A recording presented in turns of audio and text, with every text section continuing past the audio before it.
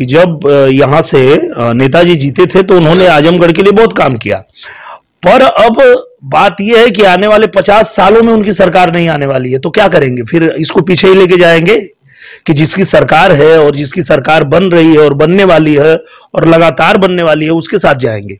ये तो हमको सोचना पड़ेगा ना आजमगढ़ को, कि वो कह रहे हैं कि जब उनकी सरकार थी तो उन्होंने काम किया, ये हम भी मानते हैं कि उन्होंने काम किया, पर ना अब उनकी सरकार है ना आगे उनकी सरकार कभी आएगी, तब काम करेंगे कहां से? उनके साथ रह के आजमगढ़ करेगा क्या?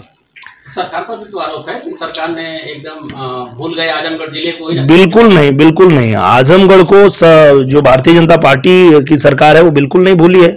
आप देख लिए हमारे आजमगढ़ को माननीय मुख्यमंत्री जी ने विश्वविद्यालय दे दिया।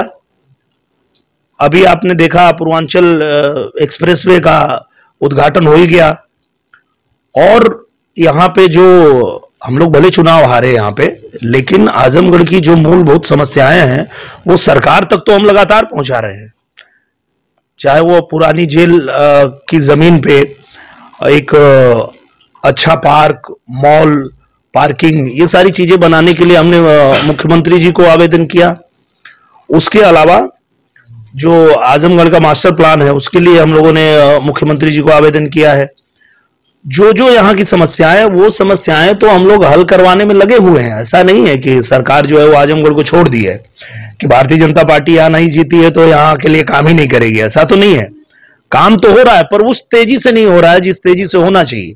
और उस तेजी से तब होगा जिसको आप प्रतिनिधि चुनते हैं, वो प्रतिनिधि आपके लिए काम करेगा ना।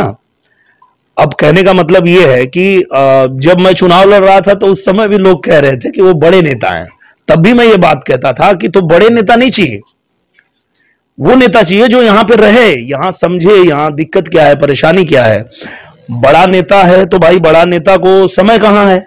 बड़ा नेता तो पूरे प्रदेश में अपना देखेंगे, देश में देखेंगे, उनको सिर्फ आजमगढ़ पे फोकस करने के लिए समय कहां मिलेगा?